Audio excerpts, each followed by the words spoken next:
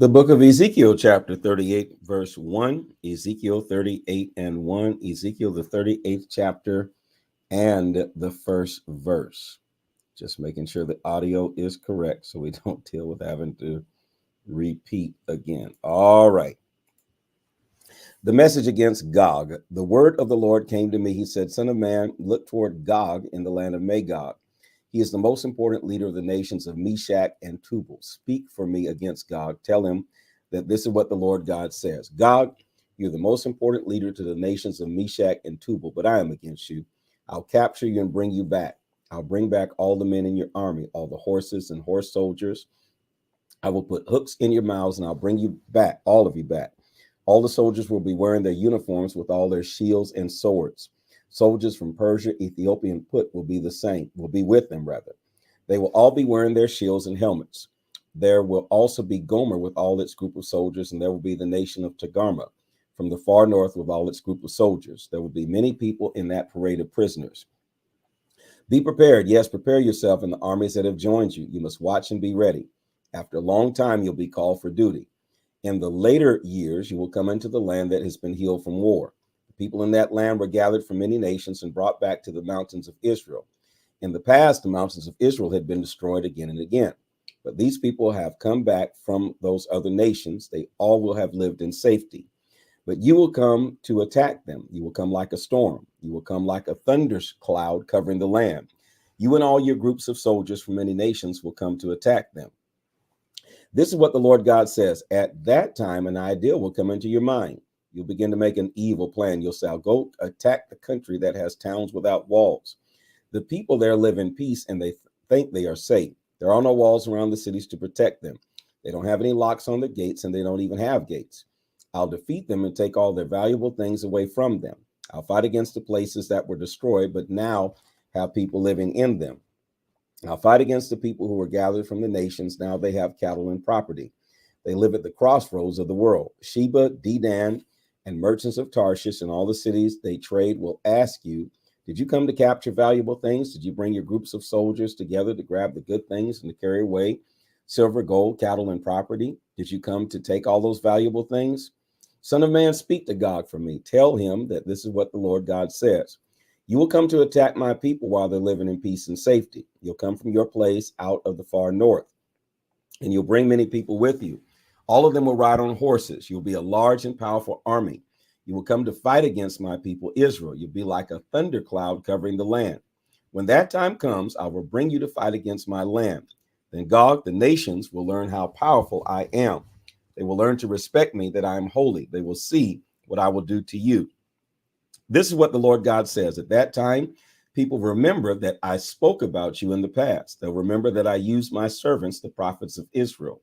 They'll remember that the prophets of Israel spoke for me in the past and that I would bring you to fight against them. The Lord God said, at that time, God will come to fight against the land of Israel. I will show my anger.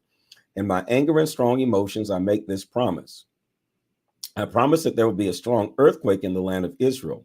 At that time, all living things will shake with fear. The fish in the sea, the birds in the air, the wild animals in the field, and all the little creatures crawling on the ground will shake with fear. The mountains will fall down and the cliffs will break apart. Every wall will fall to the ground. The Lord God says, on the mountains of Israel, I'll call for every kind of terror against Gog. His soldiers will be so afraid that they will attack each other and will kill each other with their swords. I'll punish Gog with diseases and death. I will cause hailstones, fire, and sulfur to rain down on Gog and his group of soldiers from many nations. Then I will show how great I am. I will prove that I am holy. Many nations will see me do these things, and they will learn who I am. Then they will know that I am the Lord. Ezekiel 39, the death of Gog and his army. Son of man, speak against Gog for me. Tell him that this is what the Lord God says.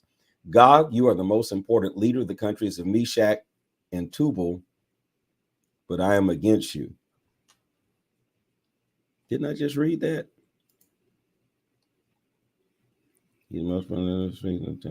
Okay, it sounds similar. Okay. All right, just making sure we're not reading double. Let's go back. All right, verse 2, Ezekiel 39 and 2. No, I'm like, wait a minute. I've read that before. I will capture you and bring you back. I will bring you from the far north. I'll bring you to fight against the mountains of Israel. but I will knock your bow from your left hand and your arrows from your right hand. Okay, that's different. The first and second verse are the same as the preceding chapter. All right, verse 4, you'll be killed on the mountains of Israel. You, your groups of soldiers, and all the other nations with you will be killed in the battle. I will give you as food to every kind of bird that eats meat and to all the wild animals. You will not enter the city. You'll be killed out in the open fields. I have spoken. This is what the Lord God said. I will send fire against Magog and those people living along the coast. They think they're safe, but they will know that I am the Lord. I will make my holy name known among my people Israel. I will not let people ruin my holy name anymore. The nations will know that I am the Lord. They will know that I am the Holy One in Israel. That time is coming. It will happen. This is what the Lord God said. That is the day I'm talking about. At that time, people living in the cities of Israel will go out to the fields. They will collect the enemy's weapons and burn them. They'll burn all the shields, bows and arrows, clubs and spears. They will use the weapons as firewood for 7 years. They will not have to gather wood from the field or chop firewood from the forests because they will use the weapons as firewood. That's a whole lot of weapons. They will take the valuable things from the soldiers who wanted to steal from them. They will take the good things from the soldiers who took good things from them. This is what the Lord God said. At that time, I will choose a place in Israel to bury Gog. He will be buried in the valley of the travelers, east of the Dead Sea.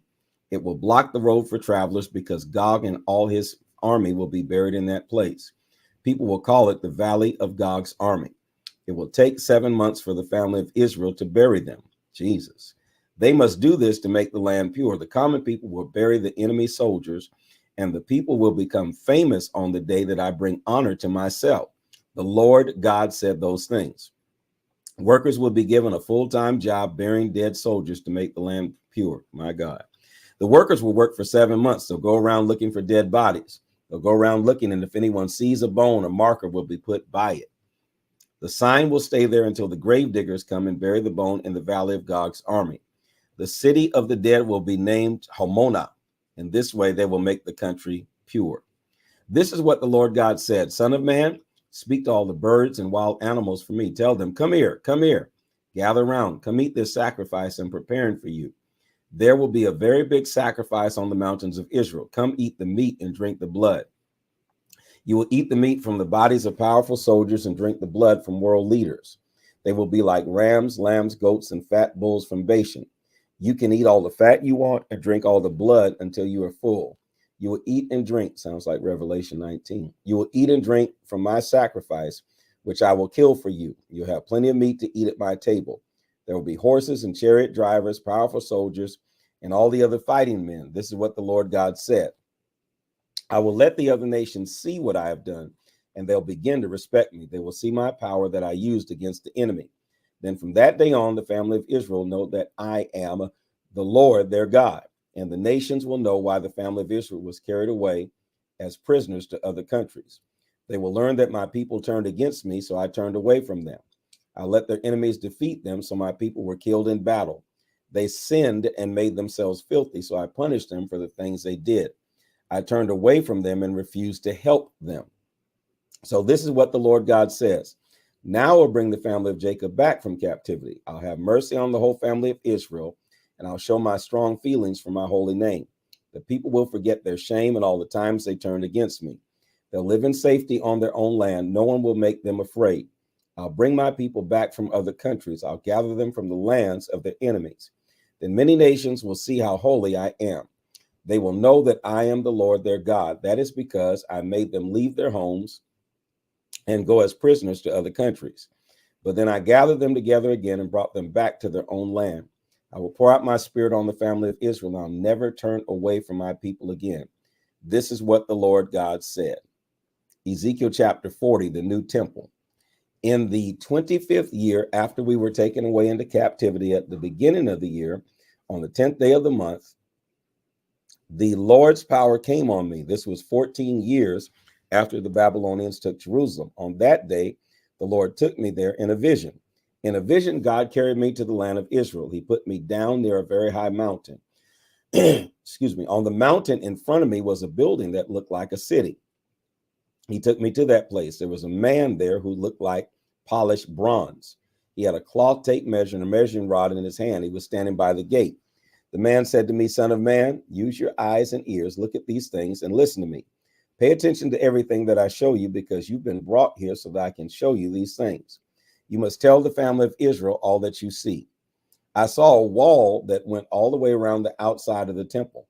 In the man's hand, there was a ruler for measuring things. It was 6 cubits long, using the long measurement. So the man measured the thickness of the wall. It was 1 ruler thick. He measured the height of the wall. It was 1 ruler tall. Then the man went to the east gate. He walked up its steps and measured the opening for the gates. It was 1 ruler wide. The guard rooms were 1 ruler long and 1 ruler wide. The walls between the rooms were 5 cubits thick. The opening by the porch at the end of the gateway that faced the temple was also 1 ruler wide. Then he measured the porch. It was 8 cubits long. He measured the walls on each side of the gate. Each side wall was 2 cubits wide. The porch was at the end of the gateway that faced the temple. There were 3 little guard rooms on each side of the gateway. All these rooms and their side walls measured the same. The man measured the entrance to the gateway. It was 10 cubits wide and 13 cubits long. There was a low wall in front of each room. That wall was 1 cubit tall and 1 cubit thick. The rooms were square. Each wall was 6 cubits long. The man measured the gateway from the outside edge of the roof on one room to the outside edge of the roof of the opposite room. It was 25 cubits. Each door was directly opposite the other door. He measured the faces of all the side walls, including the side walls on either side of the porch at the courtyard. The total was 60 cubits. From the inside edge of the outer gate to the far end of the porch was 50 cubits. There were small windows above all the guard rooms, the side walls, and the porch. The wide part of the windows faced into the gateway. There were carvings of palm trees on the walls that were on either side of the gateway, the outer courtyard. Then the man led me into the outer courtyard. I saw 30 rooms and a pavement that went all the way around the courtyard. The rooms were along the wall and faced in toward the pavement. The pavement was as wide as the gates were long. The pavement reached to the inside end of the gateway. This was the lower pavement. The man measured the distance from the inside of the lower gateway to the outside of the inner courtyard. It was 100 cubits on the east side as well as on the north side. Then the man measured the length and width of the north gate that was in the wall surrounding the outer courtyard. This gateway, its 3 rooms on each side and its porch, all measured the same as the first gate. All right, if I do a pop quiz, everybody has to remember all these details. The gateway was 50 cubits long and 25 cubits wide. Its windows, its porch, and its carvings of palm trees measured the same as the east gate. On the outside, there were 7 steps leading up to the gate. Its porch was at the inside end of the gateway. Across the courtyard from the north gate, there was a gate to the inner courtyard. It was like the gate on the east. The man measured from the gate on the inner wall to the gate on the outer wall. It was 100 cubits from gate to gate. Then the man led me to the south wall. I saw a gate in the south wall. He measured its side wall and its porch. They measured the same as the other gates. The gateway and its porch had windows all around like the other gates. The gateway was 50 cubits long and 25 cubits wide. There were 7 steps going up to this gate. Its porch was at the inside end of the gateway. It had carvings of palm trees on the walls that were on either side of the gateway. A gate was on the south side of the inner courtyard. The man measured from the gate on the inner wall to the gate on the outer wall. It was 100 cubits from gate to gate, the inner courtyard. Then the man led me through the south gate into the inner courtyard. He measured this gate. This gateway measured the same as the other gates to the inner courtyard. Its rooms, side walls, and porch also measured the same as the other gates. There were windows all around the gateway and its porch. The gateway was 50 cubits long and 25 cubits wide. The porch was 25 cubits wide and 5 cubits long, and its porch was at the end of the gateway next to the outer courtyard. Carvings of palm trees were on the walls on either side of the gateway. There were 8 steps leading up to the gate. Then the other man led me into the inner courtyard on the east side. He measured the gate. It measured the same as the other gates. Its rooms, side walls, and porch also measured the same as the other gates. There were windows all around the gateway and its porch. The gateway was 50 cubits long and 25 cubits wide, and its porch was at the end of the gateway next to the outer courtyard. Carvings of palm trees were on the walls on either side of the gateway. There were 8 steps leading up to the gate. All right. Can you answer a pop quiz and remember all these details? Then the man led me to the north gate. He measured it, and it measured the same as the other gates. Its rooms, side walls, and porch also measured the same as the other gates. There were windows all around the gateway and its porch. The gateway was 50 cubits long and 25 cubits wide, and its porch was at the end of the gateway next to the outer courtyard. Carvings of palm trees were on the walls on either side of the gateway. There were 8 steps leading up to the gate. The rooms for preparing sacrifices. There was also a doorway in the side walls of the gate. That doorway led into a room where the priests washed the sacrifices. There were 2 tables on each side of the door of this porch. The animals for the burnt offerings, the sin offerings, and the guilt offerings were killed on these tables. There were also 2 tables on each side of the door on the outside wall of this porch. So there were 4 tables on the inside wall and 4 tables on the outside wall. 8 tables that the priests used when they killed the animals for sacrifices. There were also 4 tables made from cut stone for the burnt offerings. These tables were 1.5 cubits long, 1.5 cubits wide, and 1 cubit high. On these tables, the priests put their tools that they used to kill the animals for the burnt offerings and other sacrifices. There were meat hooks 3 inches long on all the walls in this area. The meat of the offerings was put on the tables. The priest's rooms. There were 2 rooms in the inner courtyard. One was by the north gate facing south. The other room was by the south gate facing north. The man said to me, the room that looks to the south is for the priests who are on duty and serving in the temple area. But the room that looks to the north is for the priests who are on duty and serving at the altar.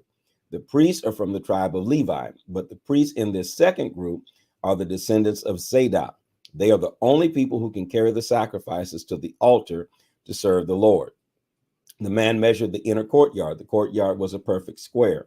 It was 100 cubits long and 100 cubits wide. The altar was in front of the temple. The porch of the temple. Then the man led me to the porch of the temple and measured the walls on either side of the porch. Each side wall was 5 cubits thick and 3 cubits wide.